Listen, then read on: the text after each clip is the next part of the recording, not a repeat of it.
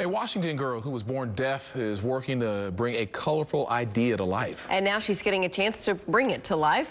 8-year-old Kenzie Caton got her first cochlear implant when she was just 1 and her second one in 2017. Now, just a few years later, she is thinking of new ways to try and make life cheaper and more stylish for kids like her. She entered a contest by her implant manufacturer to invent something that would improve the lives of deaf people, changing the design of her implant all with her phone. My invention was to create a cochlear implant that has the ability to automatically change skins and designs to anything I want just by clicking a button in an app. Well, that sounds good, doesn't Wow. it? Kenzie is one of 12 global winners who were chosen out of hundreds to take a trip to Austria to meet with manufacturers of her implants. Okay, Kenzie, something tells me she's going to have a very bright future ahead. And to think about other kids as well. Yeah, for sure. All right, well, that's it for Channel 2 News at 4. Channel 2 News at 5 begins in just 60 seconds. Don't go away.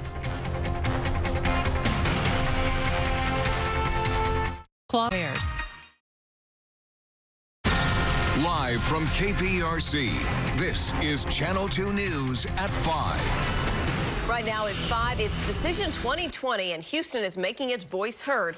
More than 170,000 people have voted so far in Harris County today. And on this Super Tuesday, thousands more voting by the hour, casting ballots in the Texas primary. The big ticket, of course, the Democratic race to determine who will take on President Donald Trump this November. More than 1,300 Democratic delegates will be allocated tonight. That's about a third of the nationwide total. In the few states where voters have already cast their ballots, it's a close count between Vermont Senator Bernie Sanders and former Vice President Joe Biden. KPRC Channel 2 viewers have told us about long lines and exceptional turnout at polling locations across the Houston area.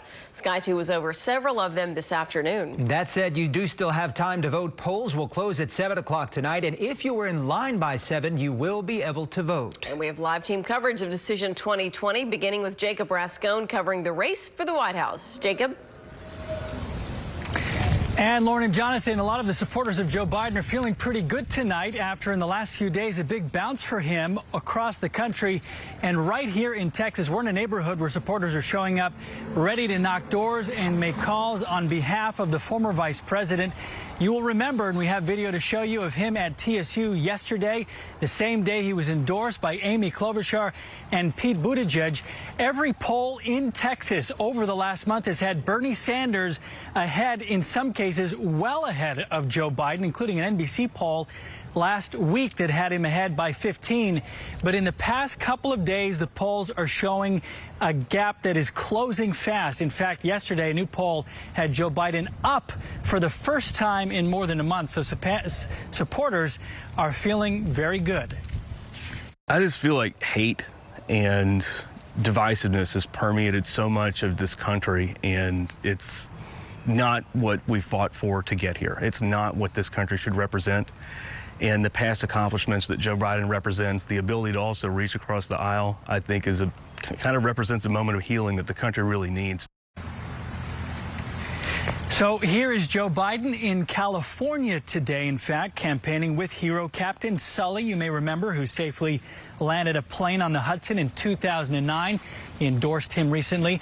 California and Texas, of course, the big states with the most delegates. A lot of eyes on Texas tonight in the primary, looking like above all a race between Joe Biden and Bernie Sanders, neck and neck right now. Reporting live here in Houston, I'm Jacob Rascone, KPRC Channel 2 News. Jacob, thank you. And throughout the day, KPRC Channel 2 News has received phone calls and emails from voters who said the lines for Democratic voters have been much longer than the lines for Republicans. Some voters standing in line for several hours just to cast their ballot, but the person in charge of Harris County's voting system says nothing went wrong today. There was just a huge turnout. Bill Barajas is live to explain. Bill, good evening.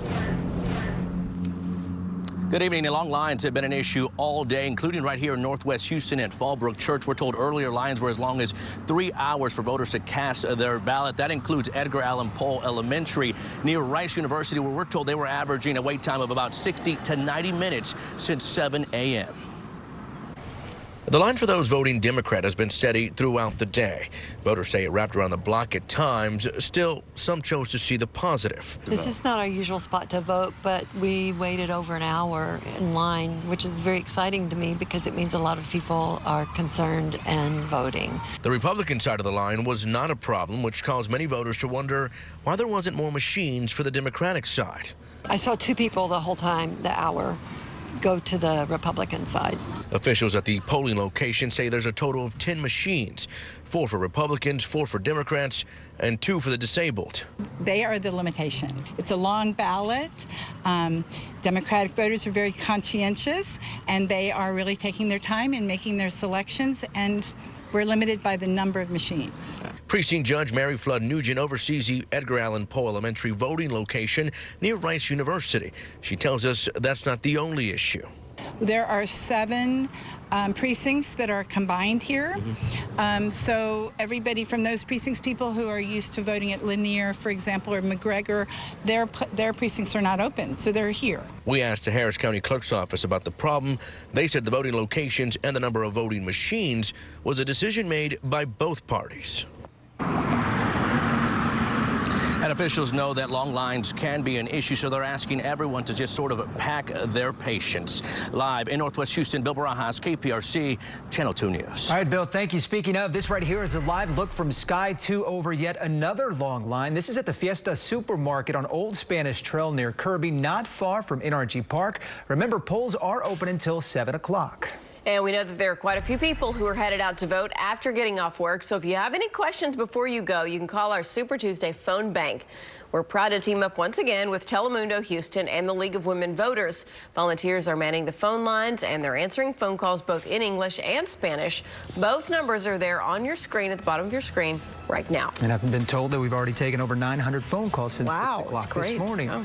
And we have a jam-packed evening of live team coverage on this Super Tuesday. NBC News will provide Decision 2020 coverage from 7 o'clock until 10 o'clock tonight. And we, of course, will cut in with local updates during that time as well. And, of course, the latest local results and the look ahead to November right here on KPRC Channel 2 News at 10. Decision 2020 coverage is also at your fingertips, whether you're on the phone, computer, or tablet. Our Cambrell Marshall will host an election night webcast at click2houston.com. It starts for you at 7:30 tonight, and we will also be live on our Facebook page with the newest updates and political analysis. Tonight, legal action is being taken against a facility for Alzheimer's patients after an attorney says a woman at the care facility was attacked by a dog, not once but twice. Brittany Jeffers is live outside of the Village Green Alzheimer's Care Home in Tomball with details on the case. Brittany? Yeah, that attorney claims that at this facility just up the road from me that there was a stray dog there. And as you mentioned, he claims that that animal bit a resident as well as his client once just 2 weeks ago before this particular attack. Now, we do want to mention that some of this video you're about to see may be difficult to watch. When Norma Graves looks in the mirror, she doesn't know what happened to her. Norma's 92 years old. She has advanced Alzheimer's. She operates about on the level of a 3-year-old, and she loves dogs. She's seen in this video petting a dog, but we want to warn you the next moments are tough to watch. Norma almost lost an eye and had extensive stitches after her attorney says that she was mauled by a stray dog at Village Green Alzheimer's Care, where she was a patient. Mike Kerensky claims the Tomball facility adopted a stray dog and allowed it to live at the facility, free to roam the halls. It is gross negligence. Frankly, it's just stupid. We sent them a letter saying preserve all the security footage of the dog. We sent them a letter saying save the documents. They ignored that letter. Kerensky filed this temporary restraining order against the facility to protect potential evidence like surveillance video and documents. No one was able to speak with me when I contacted Village Green. The dog is currently in quarantine and Norma no longer at the facility. Kerensky says he's focused on 2 things moving forward. One is justice for Norma. The second thing is somehow get the owners of this facility and all Alzheimer's facilities to understand that if you're going to use dogs for companions, therapy, support, they have to be properly trained, they have to be properly supervised, and you have to do it the right way. Now, as far as what happens next, we are told that there's going to be an injunction hearing in March to turn this temporary restraining order into a permanent injunction. Live here in Tomball, I'm Brittany Jeffers, KPRC, Channel 2 News. Brittany, thank you so much for that story. New surveillance video you will see only on 2. It shows the beginning of what police say was a series of bad decisions by a group of kids. A stolen car, a high-speed police chase, and a jarring crash that sent all of them to the hospital. Taisha Walker is live tonight with the new developments on this morning's crash. Taisha? Jonathan, that 17-year-old driver is expected to make his way here downtown to jail once he is released from the hospital. Prosecutors say if convicted, he would have only been looking at 2 years had he not led police on that chase this morning. Now it's more like 100 years. The car theft was caught on camera early this morning outside of a Sunnyside convenience store. Houston police say 17-year-old Nathan Christian was behind the wheel as it led officers on a 100-mile-per-hour chase down Scott Street. A 16-year-old and a child under 12 were also inside of the stolen car. It's 1 o'clock in the morning. Why are the kids outside? That's $1 million question. The car ended up crashing into Sharon Davis's silver car as she pulled onto Scott near Tristan Street. The impact so strong, it tossed the engine 200 feet. Sharon was taken to the hospital with severe brain injuries and broken bones. Her passenger, Kenneth Davis, has brain bleeding, a broken neck, and a broken leg. This is the latest in a rash of these young people running from the police and crashing into just everyday normal citizens and either taking their lives or causing catastrophic injuries. Humberto Alvarez owns the stolen car. He says the kids had asked for a ride home. But before that happened, Alvarez had stopped at a store, leaving the trio inside of his running car. I just wasn't expecting that. You know, it's just a bunch of kids. You know, I was giving them a ride, trying to help them out. And I guess it bit me in the so. The teen suspect has been charged with aggravated assault, evading arrest, and for endangering a child under 12 years old that was also inside of the vehicle. Reporting live from downtown, Taisha Walker, KPRC, Channel 2 News. Taisha, thanks for that. Hey, here's a live look outside in what's been another muggy and cloudy day. Yes, but it was warm out there. Frank is joining us now with a look at what to expect tonight. We broke some records in some areas, didn't we? Well, we got up there, 84 for a high today. How about that? I know. Take a look at the Tri-Gold Energy camera. Still in the 70s with these southeast winds. 77 Tomball, Pearland's at 76. We continue to see 70s pretty much across the board. Even Galveston at 71, where I'm expecting more fog to develop tonight. In the meantime, speaking of tonight, Midland is the rodeo headliner. 74 at 6, 71 at 8, and 69 at 10. You may see a sprinkle, not looking for any widespread rains, but dense marine fog advisories are already in effect. Have this thin line of showers that we have seen, but that really is about it for us. So not looking for rain so much tonight, but tomorrow, that system is on the way. So it's going to continue to push our way as we go into tomorrow morning, and then especially tomorrow afternoon. Scattered showers and thunderstorms will push through. Some light rain for tomorrow night, and then that gets out of here once we get to Thursday. So we're in great shape Thursday, but we really got to get through Wednesday. That green area is the lowest for severe weather threat, but it is there. So we're not looking for a huge outbreak, but some strong wind gusts, some small hail. Tornadoes not likely, 1 to 2 inches of rain, and even a low threat for some street flooding. I'll have more straight ahead. Jonathan? All right, thanks a lot, Frank. Hey, as the number of deaths related to the coronavirus continues to rise here in the U.S., the concerns here in the Houston area now causing people to alter their travel plans. Your eyes. Developing tonight, 9 people have now died of the coronavirus in Washington state. The CDC is investigating an outbreak at a nursing home in the Seattle suburb of Kirkland. And as we get into the spring travel season, some people are changing their plans while others are thinking about it. Whether it's a family vacation or if you're traveling for school or work, there's a lot to take into account. Sally Mamdou is live in West Houston with more on the story for us now. Sally? Yeah, Lauren, we're outside Passport Health. It's a clinic when travelers come to this clinic when they're about to travel outside the country to take the vaccines required for that specific country they're heading to. Obviously, that is a struggle right now with the coronavirus because there isn't a vaccine. So a lot of the travelers are having some second thoughts.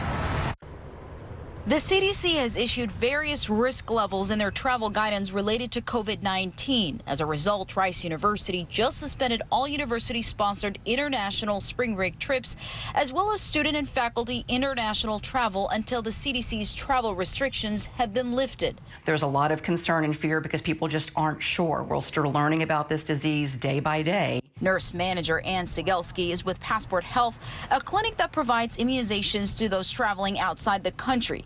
She says they're starting to notice some change in travel plans when it comes to their clients. And we've seen a lot of companies make changes where they are no longer allowing their employees to travel to certain regions of the world. We have seen a lot of our leisure travelers that had scheduled trips that were planned cancel and abandon those trips. And Ann says especially trips to Southeast Asia. A lot of our travelers that were scheduled previously for China, other areas of Asia, have canceled those appointments. But Ann says even with the recent cancellations, they are still busy. And for those travelers, in addition to providing them with the needed immunization, they also send them out with a dose of awareness on health issues at their destinations. We do have some business travelers that they're still going. Business still has to occur, and the world has to function. So we have to find the new normal.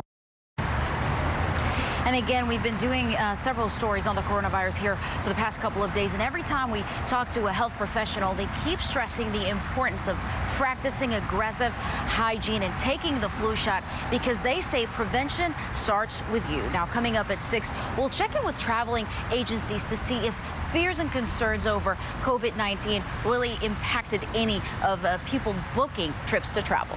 For now, we're live in West Houston. Sally Mabdou, KPRC, Channel 2 News. All right, Sally, thank you. Turning our attention now to the weather. And warm, muggy, kind of ugly day out there, but felt good. Yeah, you know, I think we're going to see fog again, especially at the coast, and then more than likely the front coming in will get rid of it at least for a few days. And rain. The rain's on the way. Oh, yeah. That too is guaranteed. I know. Got this. Look, Tex says be sure to vote today. Nice. Yeah, don't be chicken. Text the don't chicken. be chicken. Yeah, so there you Rooster. go. All right. I have been getting more animal pictures than weather pictures for some reason. I don't know. Got to 84. The record's 86. So we were very close to our record today from 1893. 80 at Hobby, 86 the records there, 74 in Galveston at 80. So it was a very nice warm day. 76 with an east-southeast wind at 10. Right now, Galveston's looking pretty good, all things considered. 71 with an east-southeast wind at 11 there. Humidity is up, the visibility at 5 miles, 8 miles in Anahuac and Dayton. Everybody else 9 to 10. But just like last night, I expect a lot of this will go down, especially for coastal counties as we move into this evening. Don't see a lot of changes until tomorrow morning into tomorrow afternoon. So a lot of mid-70s, 75, 76, have easterly winds 15, 10 miles an hour. You get a little bit of a northeast turn, so there's a bit of a wind convergence here. And because of that, we've seen a few showers breaking out right along that, but it's really more lift that the Doppler's saying as far as wind than anything else. So you may have gotten a sprinkle there to the north. That's about it. There's the system we're watching.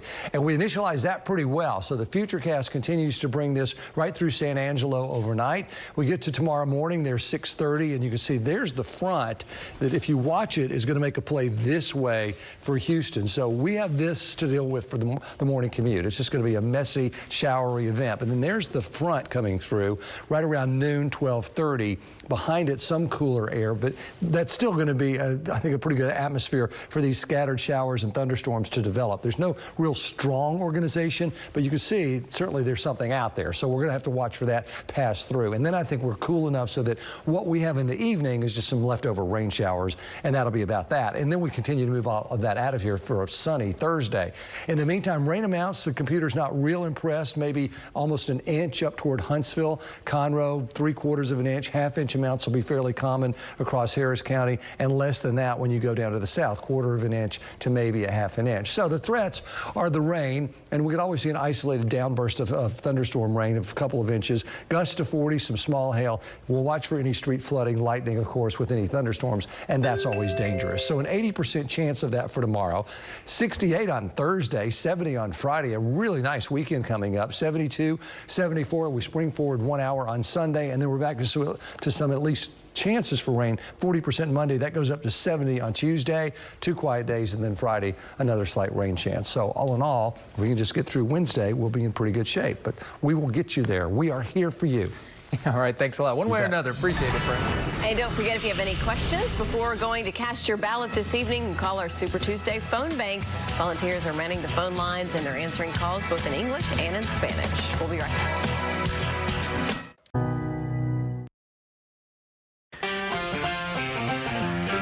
It is the first day of Rodeo Houston, and Christine Noel and Derek Shore from Houston Live once again live for us out there. And they have a preview of everything that everyone loves, including mutton busting. Hi, guys.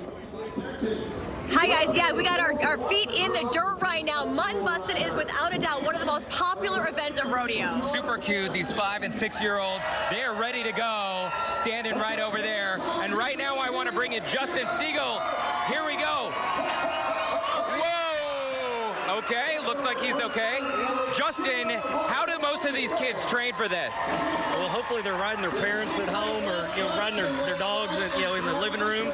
Most of these kids are coming out here in the junction. Parents bring them out. They can sign up. We ride on the hour every hour, starting at 11 in the morning to 7 at night, 5- and 6-year-olds that are up to 55 pounds. And they are tough as dirt. I mean, literally, these kids are 5 years old, and they're hanging on for their dear life. Oh, they sure are. These kids do a great job. A lot of the kids that ride out here, well, he should have held on a little tighter. A lot of these kids that are out here will also can sign up and have a chance to ride inside. We'll have 17 kids riding inside tonight right before the concert starts. So they come out here and ride. A lot of them do. They'll practice, and then they'll take a turn inside later, yeah. And we'll be rooting for all of them. I know. They are so... Justin, thank you so much. You can just feel the energy of the crowd out here. They're so stoked for these kids, and the Mutton Bustin' is so exciting. And if your kid wants to sign up, remember, it is first come, first serve. Guys, we will send it back to you. We can watch. That was a good score there. Yeah. That was good. Oh my. She may have been riding Mutton but Trouble. Mutton My but kids Trouble. have ridden that one before. Very too. nice. Well, right. we're back in a moment. Stay with us. Yes for less. All right, 70s as we head into this evening, so not a bad one for dining out. It's just going to be a wet one for Wednesday, but then look at that weekend. We're on our way. Looks good. Frank, thank you. Nightly News is next. We'll see you at 6.